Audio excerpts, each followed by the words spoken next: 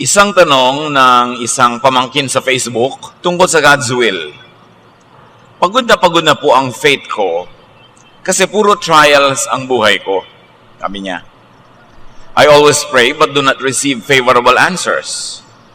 I work very hard but always fail. Sabi nila, trial and testing lang daw yun. Mag-submit lang daw ako sa God's will. Talaga pong nagsasawa na ako sa trial at pagtityaga sa God's will. Bakit po ayaw akong sagutin at bigyan ng success ng Diyos? God's will ba na ako ay mabigo? Understanding God's will. There's a lot of misconception and misunderstanding about what it really means. At madalas yung Diyos ang napipintasan. Panginoon, turuan niyo po kami. Pakalinisin niyo ang aming puso, ang aming isip. At ngayon ay gabayan, bigyan ng kaliwanagan, maunawa ang mga hiwaga ng buhay. At kung di man lubos na maunawa, ay ito ay matanggap ng maluwag sa dibdib. Turuan niyo po kaming unawain kung ano talaga ang paghahanap ng inyong kalooban sa aming buhay.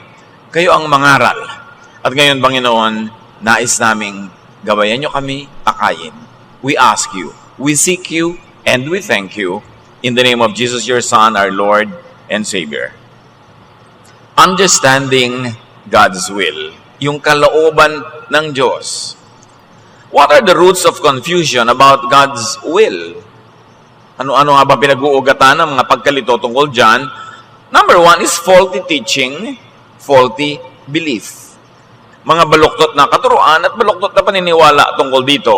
Tulad ng paniniwalang bawat detalye, kaliit-liitang detalye ang nangyayari sa buhay ng tao ay ino-order ng Diyos. Na may script ang buhay. Na ito ang aking kapalaran. At ito'y kailangang mangyari kahit hindi ko gusto. Yes, merong general tendencies ang tao because of our genetic makeup, but the details are up to us. Sinabi sa Bible na itinakda ng Diyos ang magaganap sa ating buhay, pero yun ay isang general na pagtatakda ayon sa paglikha. Kung nilikha ka niya halimbawa na magaling sa musika, ay halos itinakda ka na niya, magkakaroon ng career, magkakaroon ka ng vocation sa musika. Pero nasa iyo pa rin yun kung gagawin mo. Nasa magulang mo pa rin kung papayagan ka mag-training sa music. Nasa mga pangyayari sa buhay mo pa rin. Pero may general tendency, pero hindi yun scripted na ididikta sa iyo ng pagkakataon ang lahat ng mangyayari sa buhay. May mga tao na talagang ang pagkakagalikha sa kanilang Diyos, sila ay tahimik, introvert. So parang itinakda na rin na hindi sila magiging PR consultant, hindi sila magiging public speakers, kasi yun ang kanilang talento. Pero yung mga detalye na mangyayari sa buhay nila, hindi yun idinidikta. At because of this faulty teaching that God dictates everything, therefore the things that happen in our lives, in her life, in that particular letter writer, are caused by God. And that the things that happen, that don't happen, are withheld by God. Yan ang isang baluktot na paniniwala. Ang lahat ng nangyari, dinidikta ng Diyos. Ang hindi nangyari, ipinagkait ng Diyos. Kaya, walang ibang dapat sisihin kundi Diyos. This belief, this teaching, is unsound. And it will lead to many other errors. Creation is governed by automatic, self-regulating, natural, scientific, and spiritual laws. That's a fact. Pag sinuri natin ang lahat ng alam natin na verses, lahat ng alam natin ng mga batas ng Diyos, batas ng moralidad, batas ng kalikasan, natural laws, they are all interconnected. At malalaman mo kung alin yung totoo sa mga yon, yung hindi tutugma doon sa mga kapwa niya, mga batas din. Halimbawa, may batas ang science, may batas ang physics, gravity. Pagka merong mabigat at wala siyang support, na ikokonekta siya sa ground o sa lupa, lalaglag siya. Kahit ka banal, kahit ka matulungin, maka-Diyos, pag nalaglag ka mula sa bubong ng bahay mo, masasaktan ka at pwede kang mamatay. Walang kinalaman doon ng kabanalan mo o pagiging makasalanan. Dahil merong batas ng kalikasan na itinakda na noon pa. At hindi yun sinususpend. Hindi ititigil ng Diyos ang law of gravity dahil merong isang banal na babaeng mahuhulog. Kaya magtataka yung iba, ang banal-banal po ng nanay ko, madadasalin, matulungin. Bakit po siya namatay sa pagkakahulog niya? Anak, law of gravity. Diyos din ang may gawa ng law na yon. Kung ayaw ng nanay mong mahulog, di siya dapat umakyat. Di siya dapat nadulas, dapat inakay mo, dapat hindi siya nang gilid-gilid. Dapat nasa safe place siya kasi hindi siya iniligtas ng kabanalan niya mula sa law of gravity. Kaya may mga misyonaring kinakain ng pating. Dahil alam nga naman pagka-missionary yung nado sa tubig, bilang mawala ng ganang kumain yung pating. Once in a while, there are so-called miracles. Halimbawa, nawala ng gana ang mga leon kay Daniel. Pero exemption yon, hindi yun rule. Kaya kung gusto mong mapaayos ang buhay, sumunod ka sa batas. Batas ng moralidad, batas ng kalikasan. Kahit ikaw ay madadasalin, kahit ikaw ay banal, lagi kang hindi kumakain, magkaka-ulcer ka. Batas yun na itinakda pa bago ka ipinanganak. And don't expect God to change the laws and the application of the laws to accommodate you. Jeremiah 33:25, this is what the Lord says, I have established the laws of heaven and earth. Period na yun. Nalikha na ang lahat, wala pa ang tao, nandun na lahat yung mga yun.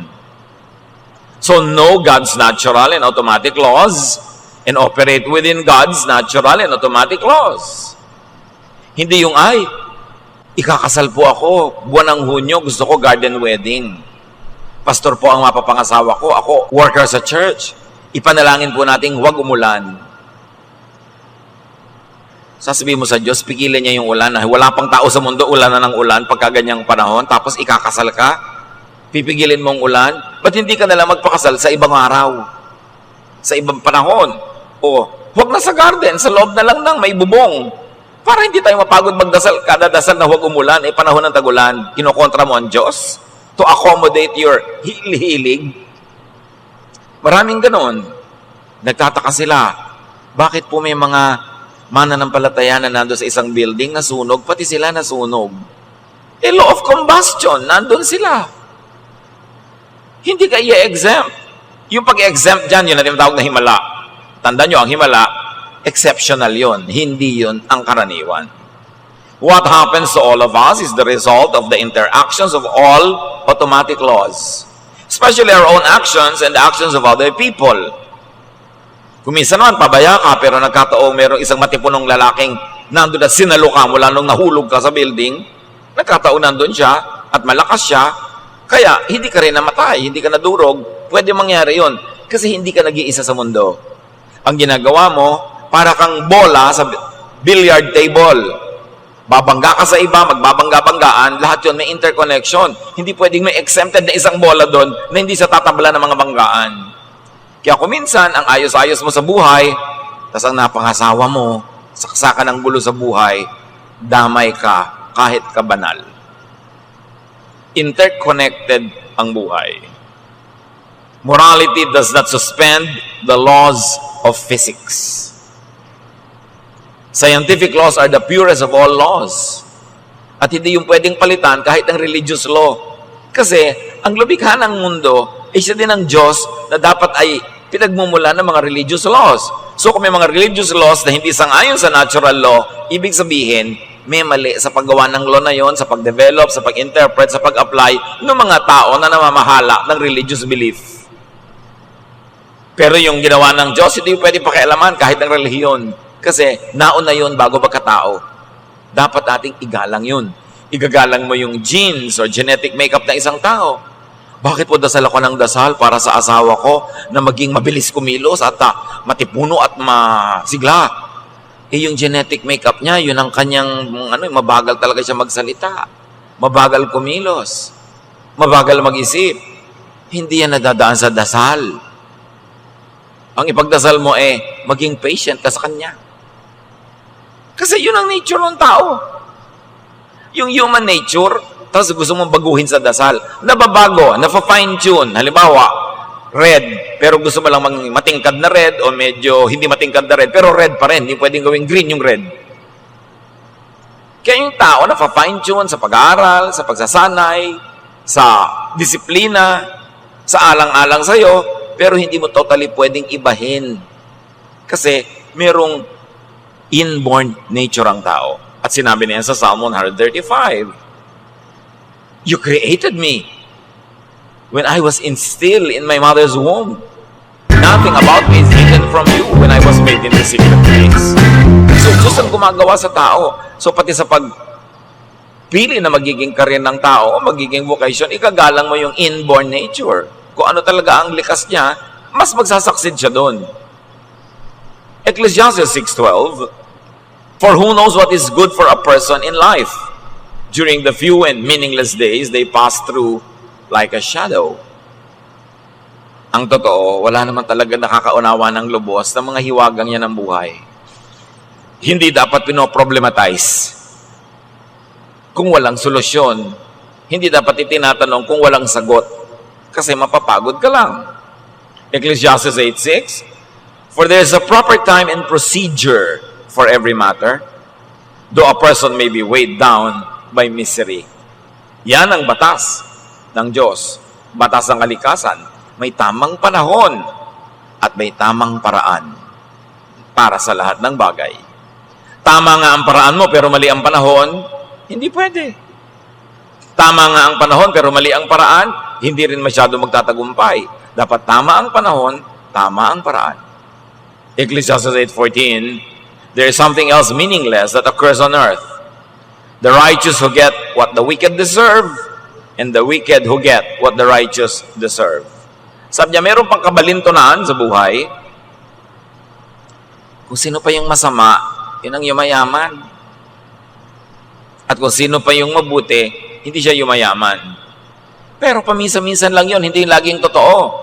Kasi alam natin na merong mga mabuti na mayaman at merong mabuting mahirap. Merong masama ang ugali na mayaman, may masama ang ugali mahirap. So walang kinalaman pala yung kasamaan o kabutihan ng ugali sa pagyaman o paghirap. Maybe it is dependent on your business practices. It is dependent on your work style, timing, pinili mong hanap buhay, timing mo sa pagpasok sa hanap buhay na yon, mga nakapartner mo, ang daming factor para ka maging matagumpay. Hindi lang yun nakaasa sa iyong religiosity.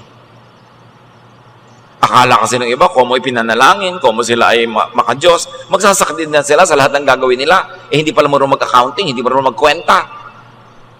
Sobra palang trusting, nakukupitan na ng secretary, ng accountant, ng debit, credit, kupit. Hindi pala marunong ng pamamaraan na iisahan ng kapwa. So, sakala nyo, Lord, di po ba, makakadiyos naman ako, nagtatype po ako, bakit hindi nagtatago pa yung business ko? Hindi lang nadadaan sa ganyan yan, ang daming factor. Yung pwesto mo ng tindahan, nasa tama bang lugar? Yung tinda mo, tama ba sa panahon? Nagtitinda ka ng mga winter coat sa summer sa Pilipinas, eh, hindi ka talaga aasenso doon. Magtinda ka na lang ng malamig na kamatsile, baka kumita ka pa. Nasa tamang lugar, tamang panahon, tamang teknik. Hindi lang nadadaan niya sa pagiging religyoso at pinagdasal. Kasi ang pinagdarasal mo is according to God's will also, hindi yung kontra sa God's will. So, hindi morality lang ang factor sa fruitfulness. May iba pang laws at work. Natural laws. At hindi masama na alamin at sumunod sa natural law because God is the creator of nature. Therefore, the law of nature is God's own law. Sometimes, what happens is not logical or reasonable. From our point of view. Tulad nung akala natin, kung nga ipinagdasal ang biyahe, hindi dapat lumubog ang barko, pero lumubog pa rin. Pero, from another point of view, reasonable yon. Kasi pala, hindi na maintain yung barko, o ang lakas ng bagyo, o hindi marunong yung kapitan, o binangga sila ng ibang sasakyan. So, may logic kung bakit lumubog. Sabi mo, pinagdasal ko naman, ba't lumubog pa? Kasi hindi lang yun ang mahalagang factor sa buong buhay. Ecclesiastes 9:11, The race is not to the swift, or the battle to the strong, nor does food come to the wise, or wealth to the brilliant, or favor to the learned. But time and chance happen to them all. May isa pa. Pag hindi mo naiintindihan ang nangyayari kasi walang logic, sabi na Ecclesiastes, hindi lahat ng mabilis tumakbo ang nananalo sa karera. Hindi laging pumupunta ang pagkain sa mesa ng mga matatalino. Maraming matatalino, gutom. Sabi ko nun, hindi lahat ng pabor ay pupunta sa mga maalam kasi maraming mangmang na yung mga sensor na tatag yung iba. Sabi niya, alam niyo kung bakit? Swerte-swerte, malas-malas din minsan. Sabi niya, time and chance happen to all. So pagka wala ka na makita paliwanag, ginawa mo na ang lahat, hindi ka pala nagtagumpay, malas-malas ka lang ngayon. Subukan mo ulit bukas, baka swerte-swerte ka. Hindi dapat allergic ang mga Kristyano sa words na yan. Galing sa Biblia yan. Time and chance happen to them all. And the other versions say, each of us have our share of bad luck. Nangyayari talaga. Not everything that happens is God's specific will for us. Why? Because we have our own free will. And we operate according to that will. Proverbs 16:9, in their hearts, humans plan their course. Malaki ang ating papel kung bakit tayo naglalakad sa isang daan patungo sa kung saan, sa paraan at bilis na paglalakad natin, may kinalaman tayo doon. And our fellow humans also have their own free will. Often those wills oppose each other and clash. And natural law prevails. The stronger one wins. Ganun talaga. Kahit mabait, makikipagpuno ka sa isang hindi mabait na malaki ang muscle, ay talo ka. Kasi natural law, yung malakas ang pagwawagi. Katulad din ang mga bola sa billiard table, yung malaking bola doon o yung malakas ang andar, yung direksyon niya ang masusunod, pati yung babanggain niya, medyo susunod sa direksyon niya. Hindi pwedeng salukatin kasi mas malakas yung dating niya. Natural law, law of physics. Another root of confusion about God's will is mislabeling and calling each failure, frustration, or pain as trial. Konting tao lang ang sinusubok tulad ng Job. At ang kaso ni Job, hindi siya model case, should not be used as a standard. Kakaiba siya. In fact, sa buong Biblia, wala siya kamukha. So, hindi siya dapat gawing pamantayan. Hindi ugali ng Diyos na subukan ng tao. Tuksuhin ang tao para siya itakwil. Tuksuhin ang tao para gumawa ng mali. James 1:13-14. When tempted, no one should say, God is tempting me. For God cannot be tempted by evil, nor does God tempt anyone.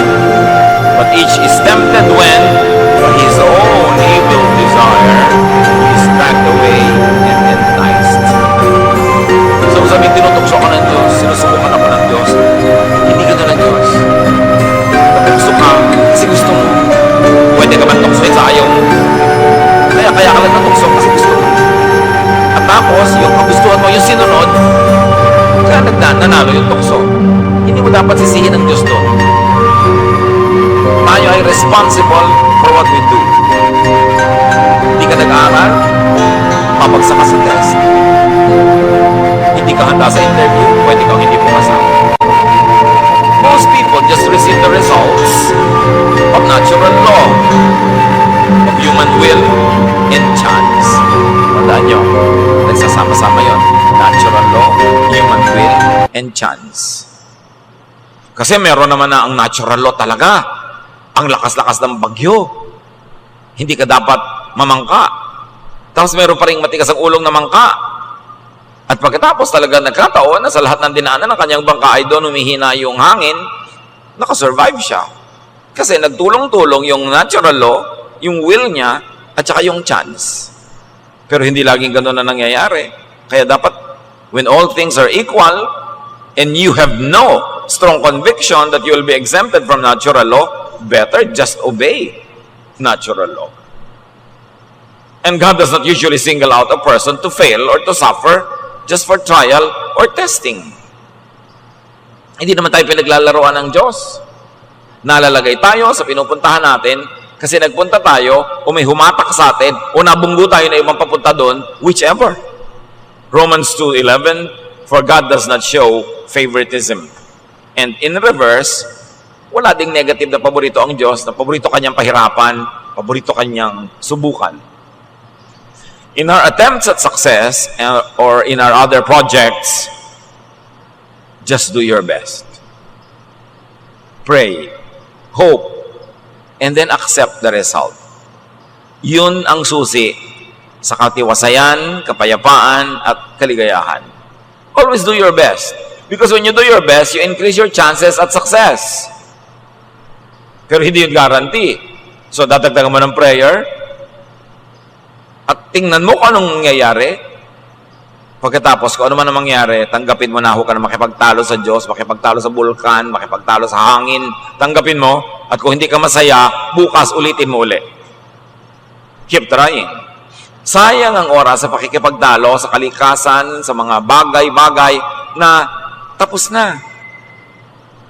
Naglalakip-lakip talaga yan. Kaya may mga taong hindi mo inaasahan, magtatap sa bar, magtatap sa board. Tapos yung inaasahan mo na magtatap, hindi. Kasi hindi naman naitanong yung alam niya.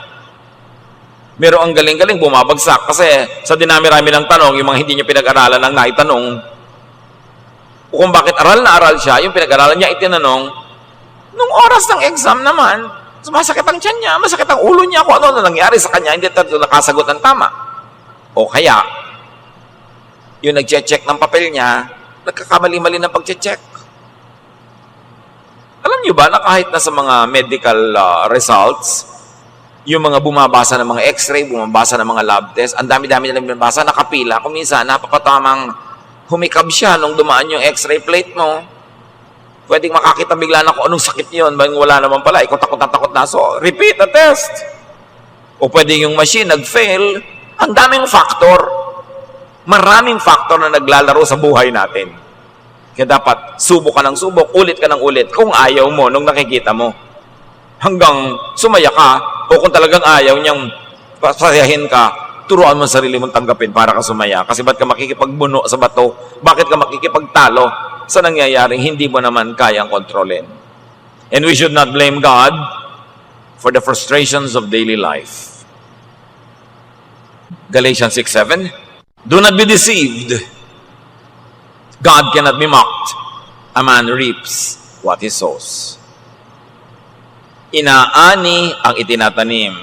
So ang tanong, bakit po itong ani ko? Yan ang itinanim mo. Aba, hindi ko po itinanim yan. Yan ang itinanim ng asawa mo. Siyempre, damay ka. O yan ang itinanim ng anak mo. Hindi ka naman nagtanim ng gulo sa buhay. Bakit lagi ka nasa presinto? Yung anak mo kasi magulo. Di lagi ka nasa presinto. Kasi damay-damay talaga tayo. Ang creation, isa lang ang tingin ng Diyos sa lahat. Hindi individual yan lagi. Damay-damay. Nananahimik ka, nag-ipon ka, nagkaroon ka na maliit na bahay. Yung kapitbahay mo, nagkakandila, nag-inarte habang naliligo, may kandi-kandila pa, nasunog yung bahay niya, nadama yung bahay mo. Damay-damay talaga. Sabi, Diyos ko, bakit? Kasi yung bahay mo, hindi bato, nasunog, katabi mo, nasusunog, ganun. May natural answer yon. Hindi mo kailangan magtaka. Sowing could be conscious or unconscious, active or passive. Yung pagtatanim, pwedeng alam na alam mo kung tinatanim mo. Pero yung wala kang kamalay-malay, natataniman na ng iba yung bukid mo, kasali ka rin sa pagtatanim nun kasi hindi ka tumutol. Kasi hindi ka tumanggi. Nanakawan ka. Kasali ka rin sa nagdakaw sa iyong sa bahay kasi hindi mo isinara yung pinto. Kasi hindi mo binantayan. Kaya hindi lang yung magnanakaw may kasalanan doon. May pananagutan ka rin kasi yung bahay mo pwedeng nakawan. Umaalis pa kayo sabay-sabay, nakalagay pa sa Facebook, ang layo-layo namin, nasa malayo kaming probinsya. Di nalaman na ng mga kapitbahay nyo na wala kayo lahat doon. May kinalaman ka rin kahit hindi ikaw ang nagnakaw. Pinayagan mo, consciously or unconsciously, na manakawan ka. Kaya saan ka pumupwesto, sa kalumulugar, anong ginagawa mo, may bunga yun. Sabi mo, hindi ko naman sinasadyang magkakaganyan pala. Oo nga, pero nakapwesto ka na pwedeng magkaganyan. Yung mga nag-aabang halimbawa sa kalsada na yung mukha nila nandun na sa kalsada, pwede kayo mahagip ng bus. At ang dami mga buses, 300 years old na, wala ng preno. Doon ka pa nakakalat. Masasagasaan ka talaga. Kaya dapat pag naghihintay kayo sa mga kalsada, kung pwedeng nasa may likod-likod kayo ng poste para meron mang mawala ng preno, sa poste mo na bumangga bago sa inyo. Pwesto-pwesto yan. Yung bahay mo nasa lambak, papaliko pa, ang daming wawala ng preno, nakahiga ka, bigla ka dinagana ng jeep. Kasi nandun ang bahay mo, sabi mo, Diyos ko, bakit yung po ako ganito? Nagdalangin naman ako. Gravity, velocity. Nandiyan ka sa dadaanan talaga. Yung bahay na nakikita yung bahay ko minsan, sinusuot ng mga truck ng ilalim kasi nandun sila sa tumbok. Highway pa naman. So, nasan ka? pwede talaga may mangyari sa'yo kung sa kalumulugar, pumupwesto. Kain ka ng kain, pwede ka talagang malason. Kaya kung hindi mo alam, hayaan mo muna ibang kumain. Pag bumula bibig nila, ay, mamaya na, hindi ako kakain. Eh, ikaw agad ang unang-unang kakain doon. Di, siyempre, ikaw ang experiment. Maraming ganun. Yung mga naglalakad ka ng gabi-gabi, pwede ka talagang makidnap, pwede kang marip. So, nasan ka? Bakit ka nandyan? Pwede mo bang iwasan? Pwede mo bang ibahin ang mga sitwasyon para ma-improve yun sa chances mo of being safe? Pero hindi itatakda ng Diyos na bukas, ipaparape kita. Bukas, bibiguin kita. Lagi tayong may pananagutan. God will not actively frustrate anyone just for trial's sake. But indeed, frustrations would become like trials and tests of our faith. Pwedeng magmukhang ganon. Kaya sa Psalm 22, 1-2, ang panaghoy nitong umaawit, my God, why have you forsaken me? Hindi siya pinaforsake ng Diyos. Guni-guni lang niya yun. Ideya niya yun. Hindi naman na maalis ang Diyos. God is everywhere. So paano kayo iiwan? Why are you so far from saving me? So far from the words of my groaning? Oh my God, I cry out by day, but you do not answer. By night, and I am not silent.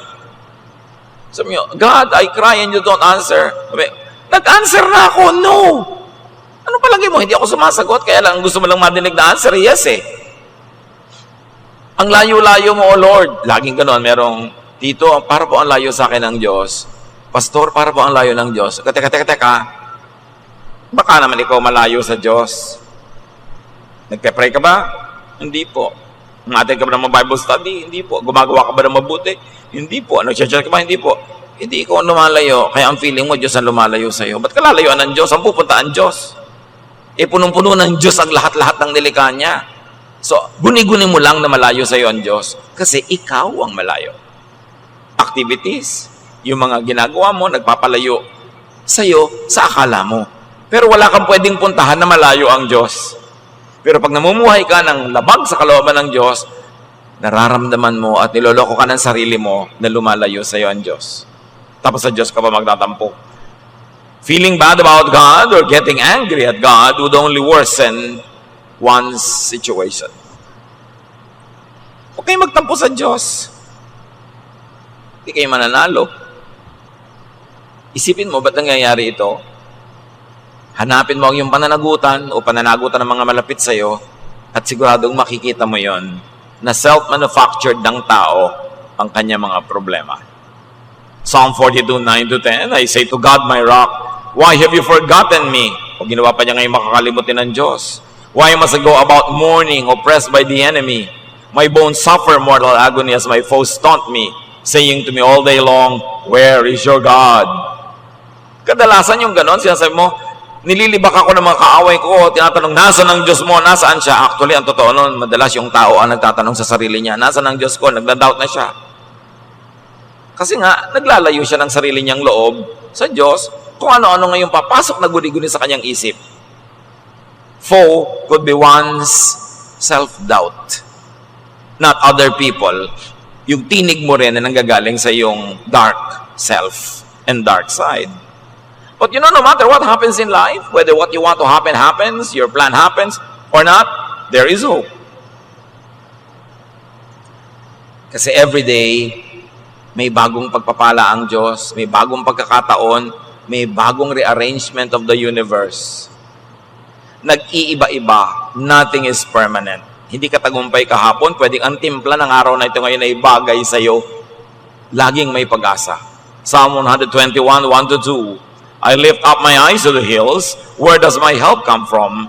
My help comes from the Lord, the maker of heaven and earth. Imagine the maker of heaven and earth. Alam niya lahat ng law ng nature. Alam niya lahat ng law that rules life. And when you live according to the will of that God who knows what should and what will happen, then you cannot be wrong. You will succeed. You will be fruitful. Pero pag may problema, do not passively wait for a rescue. Kaya si Karl Marx, sabi niya, yung relihiyon, pambangag lang yan sa mga tao. Religion is the opium of the people. Kasi maraming tao, pag naging relihiyoso, nagiging tamad. Naghihintay na lang ng himala. Naghihintay na Diyos ang gumawa para sa kanila. No. You want rescue from God? Look at yourself. Look at what you have. Look at your talent. Look at your energies. Look at the people you have, your connections, and get rescue from those elements. Huwag mo antayong bumaba mga anghel sa langit at buhatin ka. Kasi lahat ng kailangan mo rin for your rescue, nandyan na. Kailangan lang ma-master mo ang paggamit. Available. Plan and execute a self-rescue operating within God's laws. Yung babaeng namatay ang asawa, tapos yung mga pinagkakautangan nila, kukunin yung mga anak niyang bata, pambayad sa utang, nagpunta siya sa prophet. Sabi niya, ano pong gagawin ko? Yung asawa ko, natauhan niya na namatay, may iniwang utang. Ito, mga anak ko, pambayad na sa utang, kinukuha na ng pinagkakautangan namin. Actually, humihingi siya ng tulong sa prophet.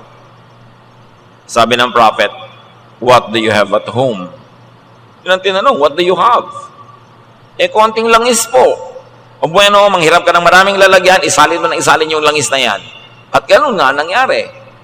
Marami pala siyang property, marami siyang ari-arian. Isa na doon yung langis, kahit konti lang.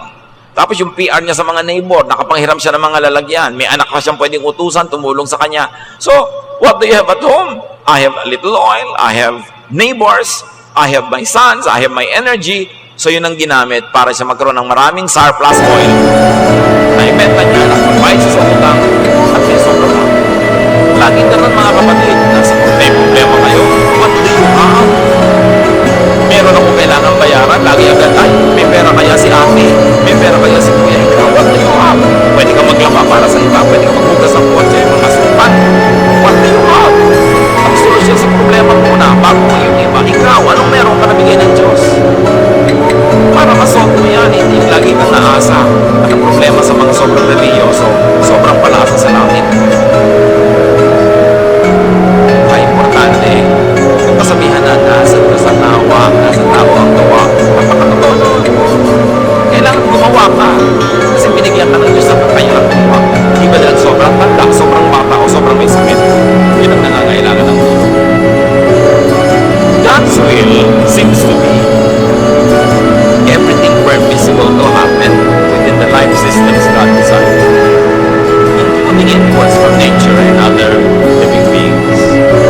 Pag sinuri natin ang mga katuruan sa Biblia, natural law at yung tunay na pag-observe ng buhay, lumalabas ang tunay na kalooban ng Diyos ay yung pinapayagan niya mangyari. Sa pagpupungguan ng mga bola sa billiard table, sa pagkipagtalastasan ng kalikasan, ng panahon, ng tao, ng mga kapwa-tao, ng mga hayop na paligid, yung nagaganap doon, ibig sabihin, God's will. What is God's will? The design of His creature that is comprised of capacities, gifts, tendencies, natural desires even, and reactions due to genetic dictation. God's will. Ganito siya pinanganak. Ang tatay niya, ganito siya pinag-aaral. Ang hilig niya, ganito. May mga tumulong sa kanya, yan ang nangyari. It is in God's will. Kasi lahat ng pinagkagalingan ng energy is within the creation of God. God's will seems to be whatever to be achieved employing human personal will within what God created and allows as choices. So God's will ba na magkaroon ng aeroplano lumilipad? Yes!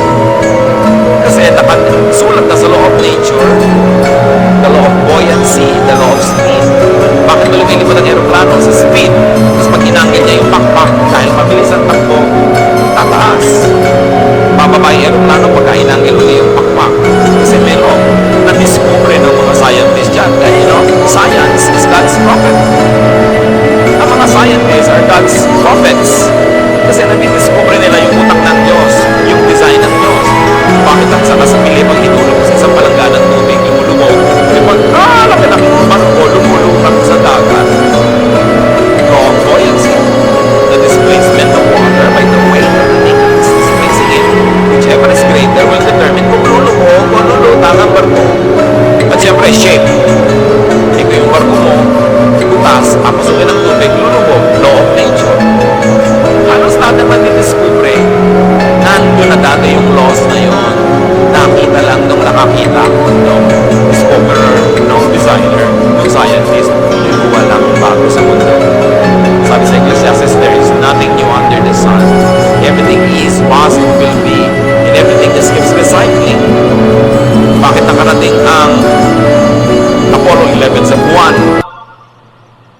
Biro mo, umiikot ang mundo, aandar yung spacecraft, pupunta sa buwan na lumalakad din. Paano sila magtatagpo? Kung nandito ngayon yung buwan, nandito yung Earth, gusto mo maglanding sa buwan, doon ka pumunta dahil pagdating mo doon, nandun yung buwan. Na-compute nila, nakaland sila.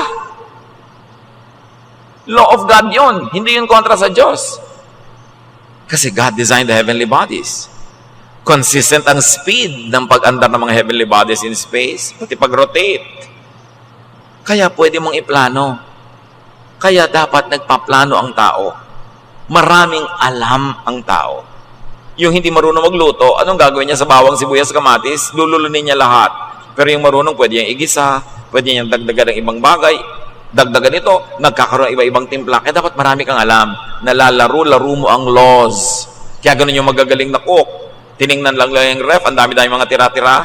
Pinaghalo-halo nila, bla bla bla bla bla bla. Mamaya, ang sarap ng ulam. Kasi alam nila kung anong dapat magkasama, ano dapat timpla, ano dapat ang temperature. Yun ang mga iba. Bakit tayo kakain ng bato? Hoy, fried egg yan. Ba't ang tigas-tigas mo magprito ng fried egg? Hindi mo malalam kung gaano kainit dapat ang kawali, kung kailan mo hahanguin. Law of nature lang yun, hindi mo pa alam. Dapat marami kang alam para matagumpay at masarap ang buhay. Diyos ang naglagay doon. Nakahanda yun para kanino mang magsasaliksik at mag-aaral. Anything could happen.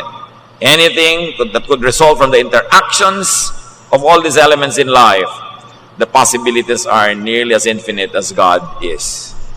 In other words, walang nakadikta na kapalaran mo. Maglalaro yung choice mo, yung alam mo, choices ng iba, timing mo, at lahat yon within God's will.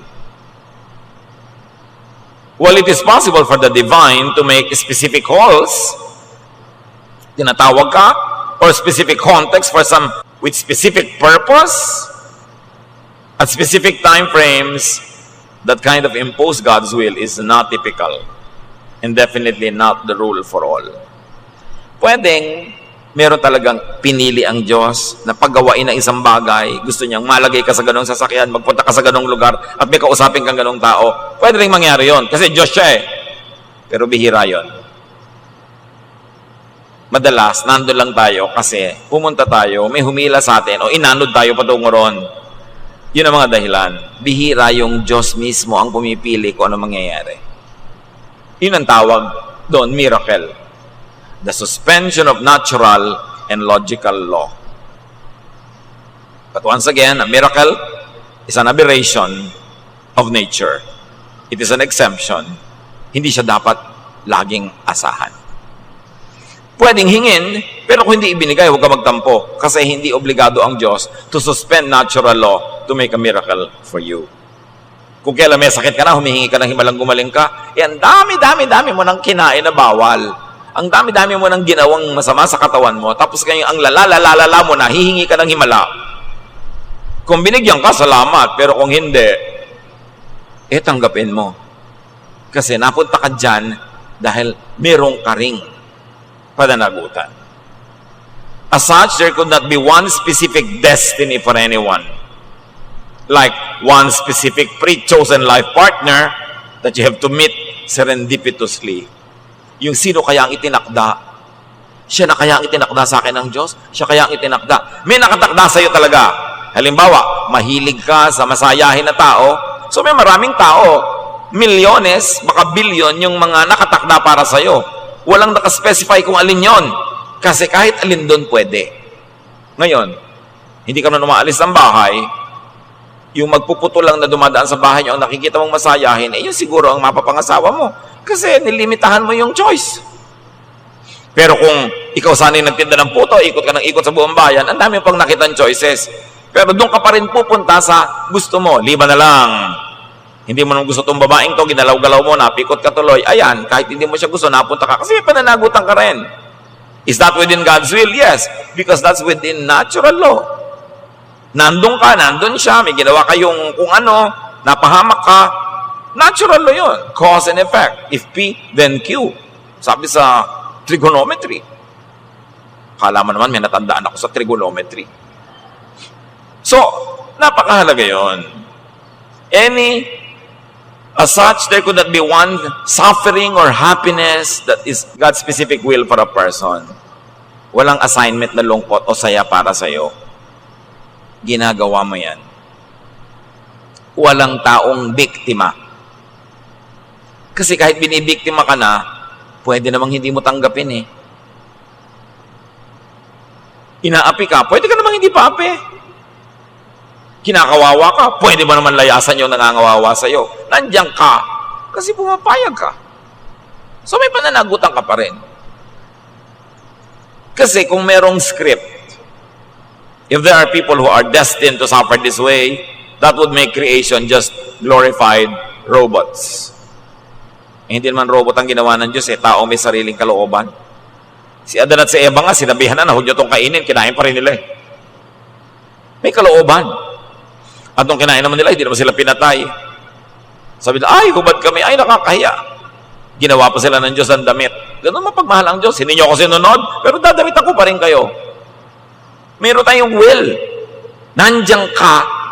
Kasi kung hindi mo man sinadyang magpunta dyan, may nagdala sa'yo, pero hindi ka na umalis. Pumayag ka. Will mo yan. Kaya may pananagutan ka. We act and react to and interact with the rest of creation. Katulad ng magpapakasal ng tag-ulan, sasabihin ko na sa inyo ha, pag magpapakasal kayo ng tag-ulan, tapos guardian wedding, huwag niyo ako i-request na ipag-pray ko kayong huwag umulan. Hindi ko talaga pinagpe-pray. Kasi bakit ko naman kakalabanin ng Diyos tag-ulan?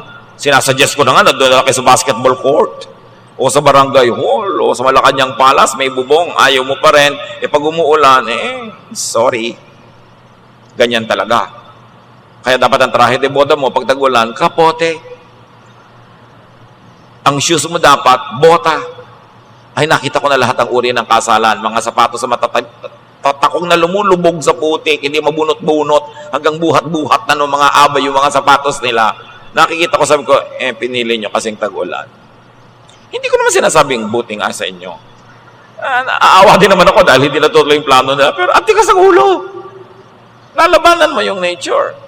Everything in creation also acts, reacts, and interacts with everything else. Kaya hinahagis mo mga kalat sa dagat, mga basura, nakakain ng isda. Mamaya, kinain mo yung isda, nakain mo yung basura mo. Kasi interconnected talaga tayo. Yung hangin, pinaparumay mo, mamaya, ikaw din ang lulunok niyan. Hindi naman ikaw yung naninigarilyo, nagkaroon ka rin ng cancer. Kasi nalalanghap mo yung usok ng iba.